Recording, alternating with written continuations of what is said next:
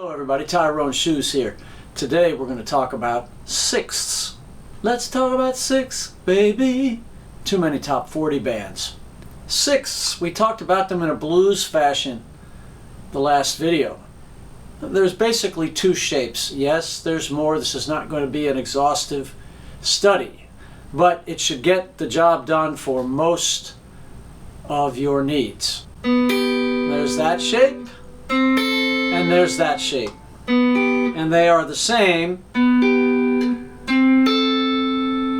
on the delta and bravo strings.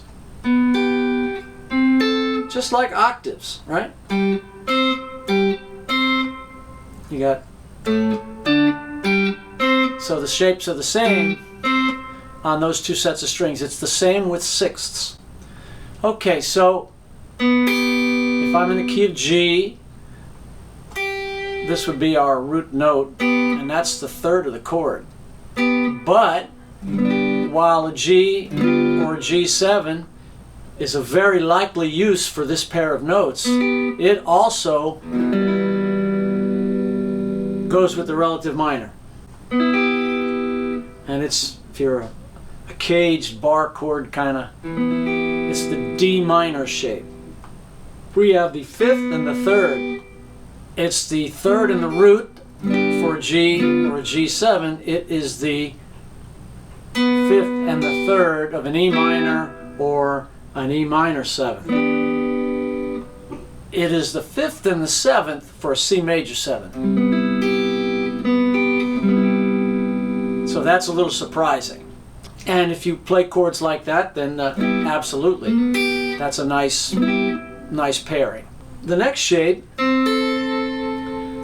natively, it looks like right out of an A minor chord, right? The third and the root, with the root being on top. It's also the fifth and the third of an F chord. And it's the fifth and seventh of a D7 chord. Or a D minor 7 for that matter. As you can see, each piece has quite a few uses. Now let's look at the song Soul Man. The chord progression in the intro goes Echo, Delta, Golf, and then Alpha, Bravo. Right?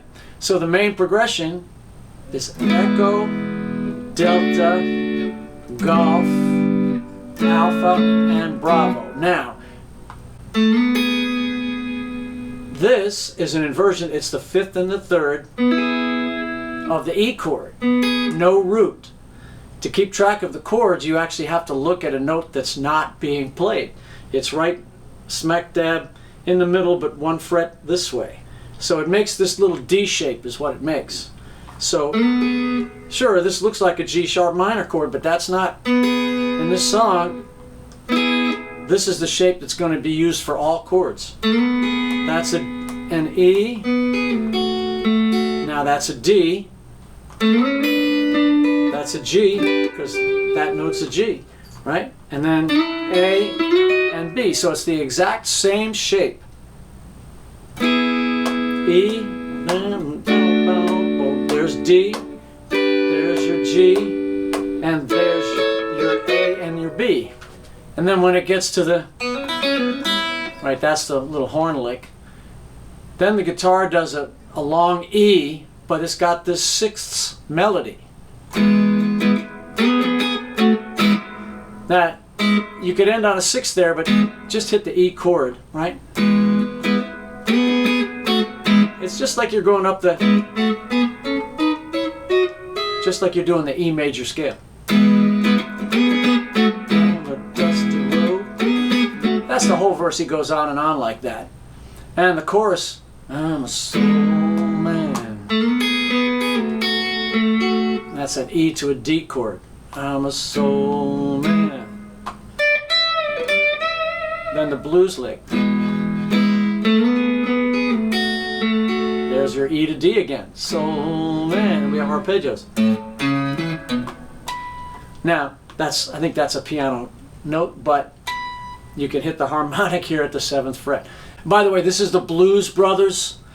That's the key that most people do it in, because very few people have the range that Sam, I forget his last name, that's shame on me, that Sam of Sam and Dave has. They do it in G, and it's way higher to sing. There's a bridge in Soul Man, and it gets to the modulation, winds up in F, if you want the chords. C, G, A, B11, and then here's modulation. There's your C11. Now it's in F. And it's the exact same. F to E flat, A flat, B flat, C. Now it goes around again. Now it inverts. There's F and there's the E flat. Now this is the same. Goes back to the old shapes. And the song fades out. It just vamps out on the same lick in F. So those chords in F, it starts out with the inversions. F,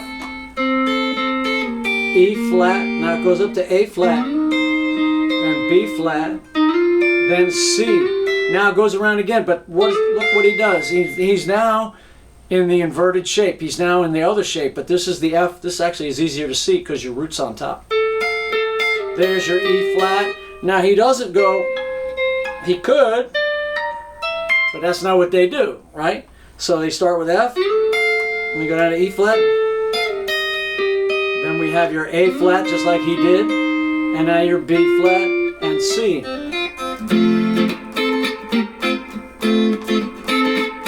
Right? So just be aware that these 6, F, but also D minor, G minor, but C7 or C9, E flat, right? So these things have lots of uses. And they're distinguished from thirds because they have the wide open sound. If I played that, if I moved this bottom note up an octave, we get a very similar sound, but it's much tighter. The notes are much closer together. Here they're far apart. I just moved that up an octave. And I kept that note the same. So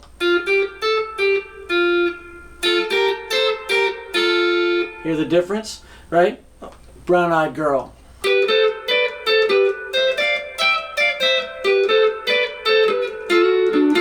Those are thirds. Now, aha! Right down the scale in G major. 5, 4, 3, 2, 1. Those are sixths. So within the same song, within the same intro, you get to hear the distinction between a third and a sixth. I hope you found this informative, and we'll see you in the next video.